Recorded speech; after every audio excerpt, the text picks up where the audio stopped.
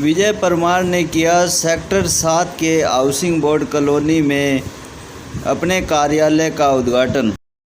अच्छा है, एक अच्छा काम कार्यकर्ता ने अपना कार्यालय खोला है।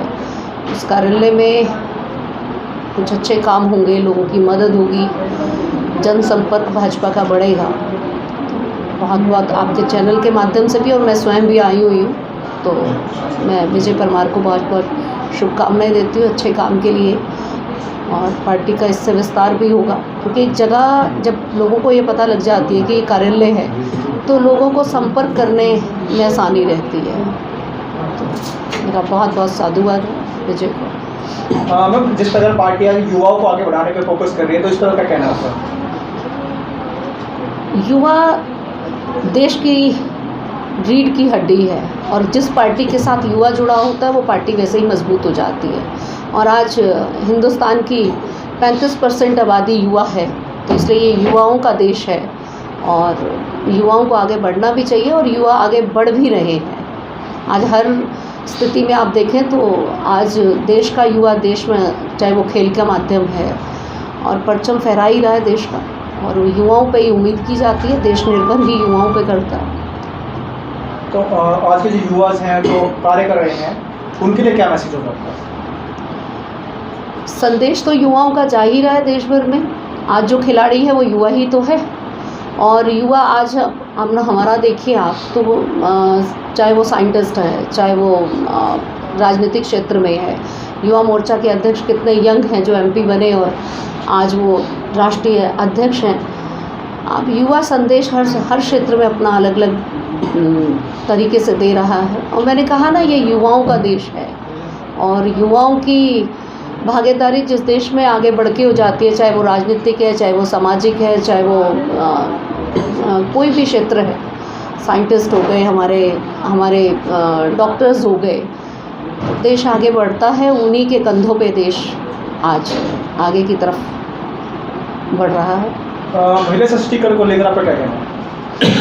आज महिलाएं भी कहीं ना कहीं पुरुषों से कंधे से कंधा मिलाकर चल रही हैं, बराबर चल रही हैं। ठीक कहा आपने, अच्छा आपने कहा, नहीं तो महिलाओं को तो पीछे ही रखा जाता है, पर महिलाओं ने मजबूर कर दिया कि आज ये कहने के लिए, आज नलका लगाने से लेकर पेट्रोल पंप पे पेट्रोल भरने से लेकर और जिन घरों में बेटियां हैं, आज वो पिता को भी आखिरी यात्रा पर ले जाने के लिए आगे बढ़ने लगी हैं। सामाजिक ताने बाने को तोड़ते हुए आज बेटियों को वो स्थान मिलने लगा है जो बेटियों का स्थान नहीं था।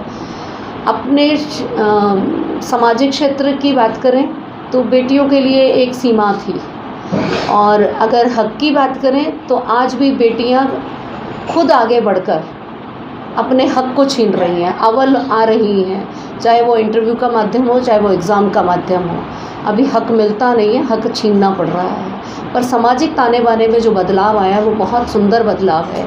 बराबर का हक लगता है कि बराबर का हक भी मिल जाएगा। वो जो मेरे देश का ताना बाना, जो सामाजिक ताना बाना था, उसमें बदलाव के लिए भी मैं उन लोगों को साधुवाद देती हूँ जिन्होंने उस समय प्रयास किया, जब बाल विवाह प्रथा थी, जब घूंघट प्रथा थी, जब बेटियों को पढ़ाया नहीं जाता था।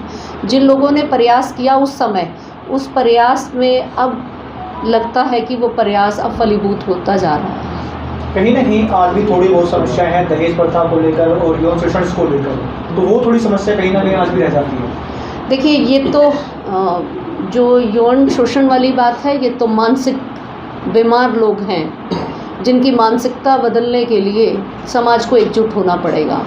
उसमें समाज कुछ बढ़ के आगे कदम नहीं उठा सकता, क्योंकि मानसिक रोगी को हमें घर में ही पहचानना होगा।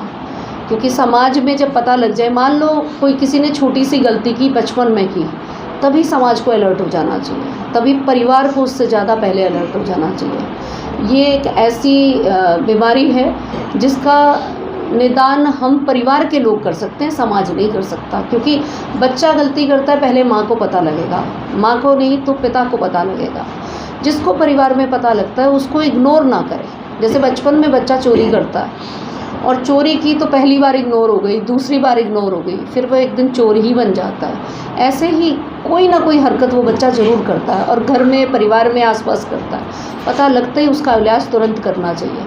और सच माने तो ये मानसिक रोग है, इसका इलाज करना चाहिए। अभी लोग थोड़ा सा इसमें बाहर कहने से गुरेज करते हैं, पर मेरा ये मानना है कि पहले महिलाएं को भी दबा दिया जाता था। पहले महिलाएं भी शिकायत नहीं करती थी, स्थिति तो यही थी पहले भी। पर अब जब से महिला थाने खुले हैं, जब से मोदी जी का राज आया है, माननीय मनोहर लाल जी ने महिला थाने खोले हैं, तब से बेटियों को भी, बहनों को भी बल मिला है अपनी कंप्लेंट दर्ज कराने का। बस इसमें यही है, जागरूक परिवारों को होना पड़ेगा। अपने पास रहने वाले, अपने परिवार के किसी मानसिक बीमार का इलाज हमें स्वयं करना होगा। हाउसिंग बोर्ड कॉलोनी का पहले तो मैं आरडब्ल्यू प्रेजेंट हुई। मैंने कॉलोनी वासियों के लिए, अपने वार्ड वासियों के लिए, उनकी सुविधा के लिए कार्यालय खोला है। बहन जी आई, बहन जी का बहुत बहुत धन्यवाद। और ये ऑफिस के माध्यम से मैं बीजेपी के संदेश लोगों को पहुंचाना चाहता हूं कि बीजेपी पार्टी को जितना लोग सपोर्ट करें उतना अच्छा है। आगे भी इलेक्शन भी हैं, जो भी हैं, बीजेपी के यहाँ संदेश जाएगा। और यहाँ पे वार्ड वासियों के लिए कोई भी समस्या होगी, हाउसिंग बोर्ड के लिए, सेक्टर 9/9A के लिए, उसके लिए हम आगे अपनी बात लोगों तक पहुँचाएँगे। तो अभी वार्ड में किन समस्याओं का सामना करना पड़ता है कि लोगों से सुनते हो भी क्या मतलब वार्ड में समस्या है क्या? अभी तो वार्ड में बहुत सारी समस्याएं हैं, लेकिन वार्डों का विषय नहीं है ये सिर्फ ऑफिस हमने लोगों की सेवा करने के लिए खोला है। अभी वार्ड का कोई विषय नहीं है इसमें। वार्ड में समस्याएं तो बहुत है वैसे भी। बात करें जो समस्या है, छोटी छोटी समस्या बात की, कहीं ना कहीं लोग में सोचेंगे कि बीजेपी जो काम कर रही है, उस तरफ भी आपकी तरफ आएंगे कि बीजेपी से लोग जुड़ना भी चाहते हैं, पसंद करते हैं, तो उसको लेकर आपका क्या मैसेज है? बीजेपी का मैसेज तो यही जी, बीजेपी जो लोग जुड़े हुए हैं, बीजेपी जो काम कर रही है, बहुत अच्छा काम कर रही है, चाहे कैसे भी हो, चाहे खेल के उसमें हो, चाहे नौकरी वगैरह के उसमें हो, बीजेपी बहुत अच्छा काम कर रही है।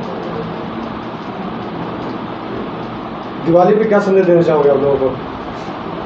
दिवाली पे संदेश तो हमारा बीजेपी का यही है बस कि पटाखे ना जलाएं, कम से कम जलाएं, चाइनीज चीज़ों का बहिष्कार करें, अपने देश में बनी चीज़ों का दीपक जलाएं, मिट्टी से बने दिए जलाएं, यही संदेश है, चाइनीज चीज़ों का बहिष्कार करें। इसके लिए आप अपने वार्डों में लोगों को सचेत करते हैं? हाँ, मैं अपने वार्ड में पूरा सचेत करता हूँ लोगों को। मैं तो खुद मिट्टी के दिए जलाता हूँ और लोगों को इसके लिए बोलता हूँ।